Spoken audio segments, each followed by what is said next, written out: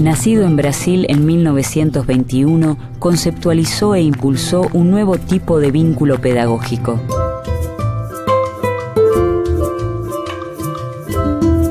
Entendió que el educador debía involucrarse en las problemáticas de su pueblo y emprendió un camino de lucha contra lo que denominaba una pedagogía bancaria.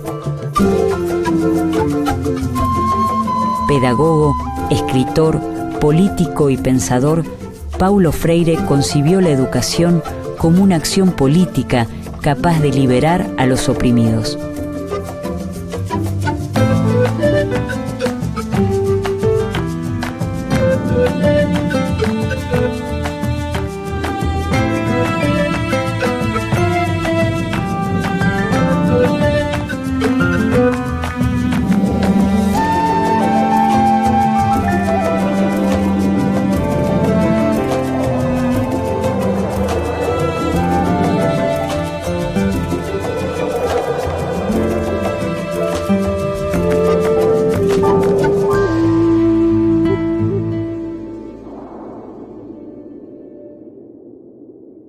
Es el 19 de septiembre de 1921, cuando en Recife, una ciudad empobrecida del nordeste brasileño, nace Paulo Freire. Después de una escolaridad dificultosa, a los 20 años, empieza a estudiar Derecho y a enseñar portugués en escuelas secundarias. Tiene una fuerte influencia de formación cristiana. Él estudia en un colegio católico su escuela secundaria porque es el único lugar que su mamá logra ubicarlo.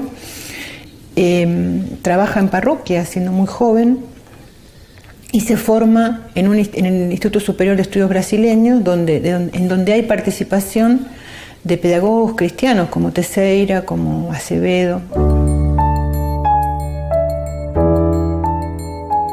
Corre el año 1954 y Paulo Freire es nombrado jefe del Departamento de Educación y Cultura del Servicio Social de Industria de Recife. Al año siguiente es nombrado professor de Pedagogía en la Universidad de Recife. E ele vai trabalhar na parte da extensão cultural do SESI, num projeto de extensão de educação de adultos. Na sequência, ele vai para a Universidade Federal de Pernambuco. E toda a experiência que ele começa a fazer com a educação de adultos é o que de fato direciona ele para a parte da educação, porque o Paulo Freire ele era formado em Direito, então ele vai se deslocando para a parte pro campo educacional, né? A esposa do Paulo, a primeira esposa, que era a Elza, de fato que era professora primária, e onde nessa parceria de casamento e de ideias ele começa a ter o foco na questão educacional. Então, o Paulo Freire no Nordeste, nós tínhamos um discurso no final dos anos 50 do governo do Juscelino Kubitschek, que o país não se desenvolvia porque nós tínhamos mais da metade da população brasileira analfabeta. Freire promueve la participación crítica de padres y de alumnos sobre las cuestiones que hacen a la vida de la escuela y de la sociedad. También se preocupa porque los trabajadores reflexionen y tomen conciencia sobre sus problemas educativos, sindicales, laborales y familiares.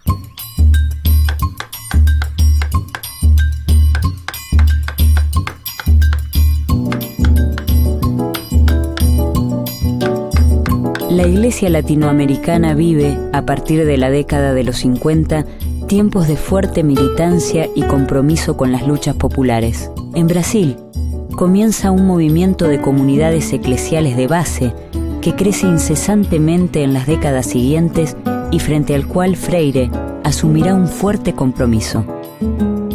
Es el año 1960. Paulo Freire funda el Movimiento de Cultura Popular, donde amplía su concepción sobre alfabetización y educación de adultos. Eu acho que vão ter outros agregados, que é o próprio desenvolvimento dessa metodologia, né, de alfabetizar, que está articulado com toda uma reflexão local, né, da cultura das pessoas e a cultura de uma certa comunidade, e a partir de um processo de reflexão você vai pensando algumas palavras deste contexto, e essas palavras que vão se transformar em palavras geradoras, elas vão se constituir como esse elemento, né, um elemento significativo de você desenvolver o processo de alfabetização. Tanto é que assim, o Paulo Freire ele é muito reduzido, né? Eles tomam o Paulo Freire apenas como um método que seria um método rápido de alfabetizar em 2, 3 meses as pessoas. O método é muito mais do que juntar sílabas, ele é muito mais um processo de conscientização, né, da sua condição numa determinada sociedade, e é claro, ele também quer ensinar as pessoas a se apoderar da leitura e da escrita como uma arma política também no cenário, né, de luta e de processos de democratização e cidadania. Freire confirma que los trabajadores se interesan por las cuestiones políticas cuando se refieren directamente a sus problemáticas y necesidades.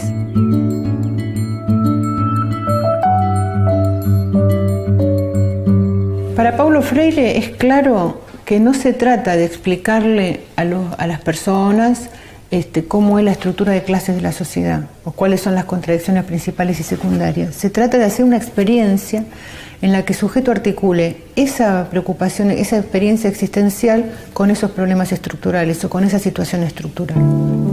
El método de alfabetización diseñado por Freire a partir de 1961 se basa en su propia experiencia en la ciudad de Anguicos, en el nordeste brasileño, donde 300 campesinos adultos son alfabetizados en solo 45 días. La obra de Freire surge en el nordeste de Brasil. A mediados de la década de los 60, la mitad de sus habitantes son analfabetos o viven en lo que Freire señala como la cultura del silencio.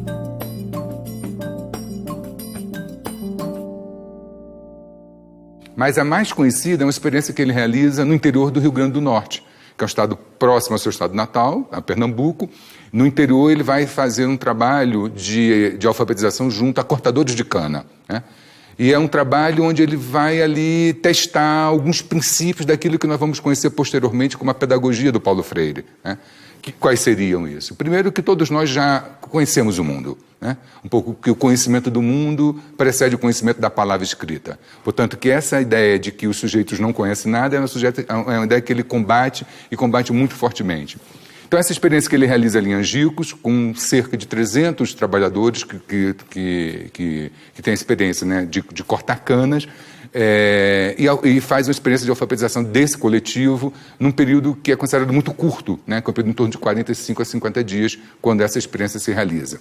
Que o Joaquim se levantou um dia durante o processo da busca, da pesquisa, e foi ao quadro negro, apanhou o giz e escreveu Nina.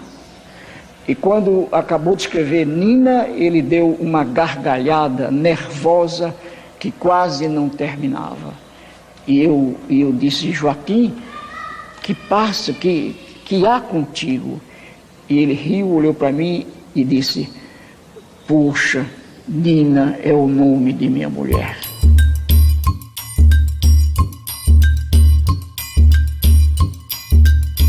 Para Freire, el universo vocabular es el conjunto de palabras con que los sujetos interpretan el mundo y contiene los temas y problemas que son significativos para los educandos. Freire sostiene que el educador debe involucrarse en los procesos históricos de los sectores populares, observando cuáles son sus universos de vocabulario. Considera que en una estructura de dominación, el lenguaje y la experiencia están alienados. Las maneras de hablar y pensar el mundo constituyen un reflejo del pensamiento y del lenguaje propio de las sociedades dominantes.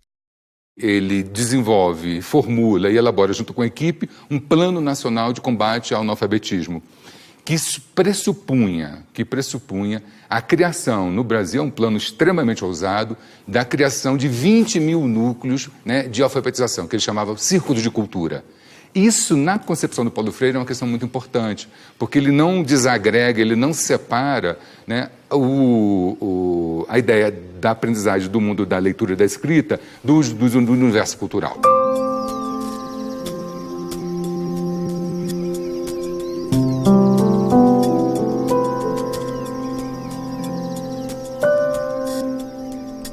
1963, Paulo Freire es nombrado director del Plan Nacional de Alfabetización, pero al año siguiente, un golpe militar pone fin a esta etapa.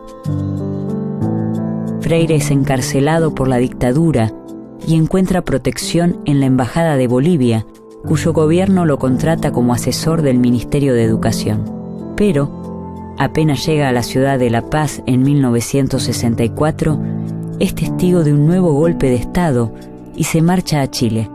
Freire comienza así un largo exilio que se extenderá hasta 1980.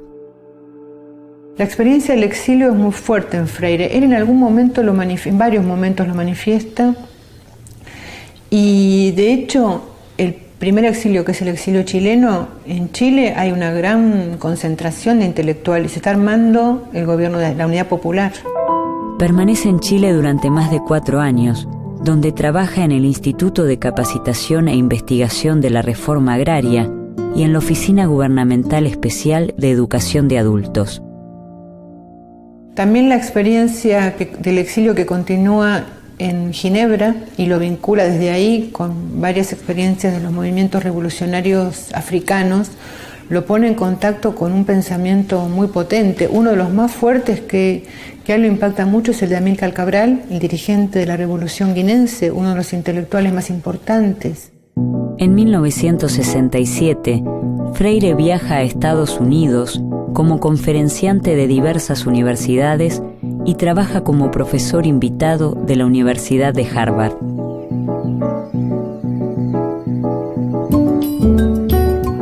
Concluye la década de los 60 y Paulo Freire publica el libro Extensión o Comunicación.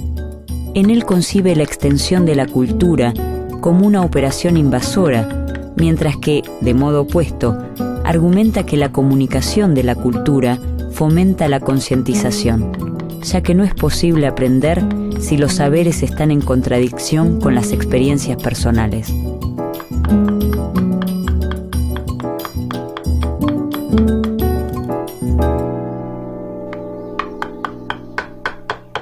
Cuando Freire discute eso y escribe un texto que en Chile está discutiendo con el pensamiento hegemónico en ese momento y poniendo en tela de juicio no solamente un modelo abstracto educativo, sino una práctica político-pedagógica concreta.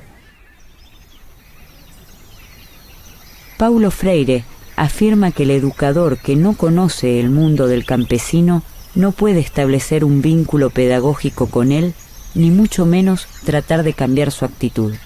Enarbola su experiencia educativa en principios que fomentan la práctica de la libertad, prácticas que se alejan de un simple apoyo técnico y ponen el esfuerzo en intentar descifrarse a sí mismos y a los demás. Paralelamente diferente. Hola, buenos días. días. Hola, buen día, ¿cómo estás?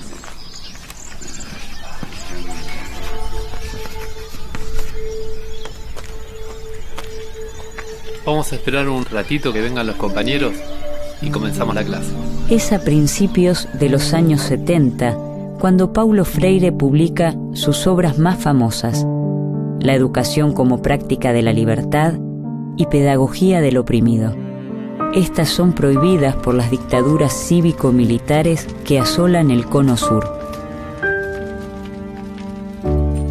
En La educación como práctica de la libertad, presenta una propuesta pedagógica para Brasil en la fase de transición de la sociedad agraria colonial a una sociedad independiente e industrializada. La publicación de Pedagogía del oprimido conforma un aporte latinoamericano fundamental al proceso de organización política de los sectores sociales dominados. Freire enfatiza el reconocimiento del estado de opresión como una situación de violencia y hace hincapié en la estrategia general de trabajo revolucionario con los oprimidos y no para ellos. Pedagogía del oprimido destaca el papel de la educación como una forma de política cultural e interpela a todos los trabajadores que se desempeñan en el ámbito de la educación y de la cultura. Freire resalta la relación entre diálogo y transformación. El diálogo indica un tipo de comunicación para construir la verdad, que nadie posee de manera absoluta y a la que nunca se arriba definitivamente. Expresa que existe una doble dimensión del diálogo, la acción e a reflexão, articuladas entre si. Essa educação bancária, por Paulo Freire, ela está vinculada ao que ele chama de uma escola mais tradicional, que significa aquela que o professor sabe tudo e que o aluno não sabe nada, né? O aluno seria aquele depositário daqueles conhecimentos que seria transmitido por uma única pessoa que sabe tudo. Então, nesta relação, os alunos, né, seriam passivos e o professor ativo. Então, quer dizer, o que o Paulo Freire ele vai propor é que a gente se educa, né, ao mesmo tempo que é educado. Então, quer dizer, nesse sentido, o que faz a contraposição é que o professor ele tem que ter a capacidade de, conhecendo este universo cultural, histórico, linguístico dos alunos, ele poder organizar essas ideias e esses conhecimentos de uma forma sistematizada, ele aí criar todos os processos para que esse processo aí, no caso de alfabetização, ele se dê, ele aconteça. Leonor, ¿cuántas sílabas tiene Sembrado? 3 sílabas. Freire opone su propuesta conocida como educación dialógica a lo que llama educación bancaria. La educación dialógica busca establecer una relación igualitaria entre educador y educando, en la que ambas partes enseñan y aprenden, ya que nadie lo sabe todo y nadie lo ignora todo. Soraya, árboles. 3 sílabas. Bien. Néstor, cansancio. 3 sílabas tiene. Muy bien. Es el año 1970. Paulo Freire se traslada a Ginebra, Suiza, donde es convocado para asesorar en los programas de educación del Consejo Mundial de Iglesias. Entre los años 1975 y 1980, trabaja en Santo Tomé y Príncipe, Mozambique, Angola y Nicaragua, lugares donde se posiciona como un militante comprometido con la liberación de los pueblos oprimidos. En marzo de 1980, Freire emprende su regreso definitivo a Brasil. No retorno ao Brasil, ele vai também ocupar postos no magistério. Ele vai trabalhar em 2 universidades de São Paulo, a Universidade Estadual de Campinas e a PUC de São Paulo. Essa estadia na PUC, ela merece um certo destaque, porque a PUC foi um dos polos, né, de resistência no campo universitário que acolheu muito dos perseguidos pelo regime militar. E ela abrigou muito daqueles que tinham passado pela experiência do exílio, e aí acho que ajuda a compreender um pouco a presença de Paulo Freire e a presença de vários intelectuais que vão trabalhar na PUC São Paulo e vão ajudar a organizar o campo da reflexão na educação com a criação, na verdade não a criação, mas com assim, a revigoração dos programas de pós-graduação no interior dessa universidade brasileira. El Partido de los Trabajadores gana las elecciones municipales en San Pablo en 1988 y Freire asume como secretario de Educación. Su política se centra en 4 objetivos principales: ampliar el acceso y permanencia de los sectores populares a la educación pública, democratizar el poder pedagógico para que todos se vinculen en una planificación autogestionada, fomentar la construcción colectiva interdisciplinaria y la formación permanente del personal docente y contribuir a la eliminación definitiva del analfabetismo. Y el otro elemento que no quiero dejar de mencionar es la dificultad que tuvo Freire para esa gestión. Era Paulo Freire. Venía con un enorme prestigio internacional, con un enorme apoyo político. Él es uno de los fundadores del Partido de los Trabajadores, estamos hablando en 80. Llega con un enorme apoyo y tiene muchas dificultades para implementar transformaciones en el sistema escolar. Paulo Freire se encuentra en una situación paradójica. Crítico de la educación promovida por el Estado, es ahora funcionario público. Acepta el cargo convencido de que es una oportunidad para modificar problemas estructurales de la enseñanza, pero las presiones ejercidas desde la burguesía paulista, la oposición política y la prensa escrita lo llevan a renunciar a su cargo y continuar trabajando desde otros espacios. Entonces hay que ver ahí cómo funcionaron los diferentes actores, las familias, los partidos, los sindicatos, los diferentes componentes del frente, porque no es que gana el PT, gana un frente en las elecciones en San Pablo. Entonces me parece que toda esa complejidad, por lo menos para alertarnos de que no es fácil cambiar el sistema escolar. Si Paulo Freire no pudo, bueno, ¿cómo habría que hacer, no? Y en un momento él decide que lo mejor para que su equipo, que no es la gente, sino para que ese proyecto continúe, es que él se retire, ¿no? Entonces él dice, me voy para quedarme. Y de hecho queda el equipo que venía trabajando con él, desarrollando el proceso que se había iniciado.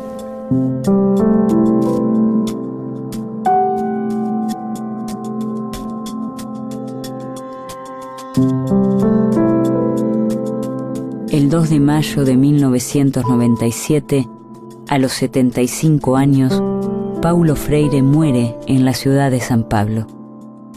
Su obra, traducida a diversos idiomas, se extiende a más de 27 libros propios y colectivos.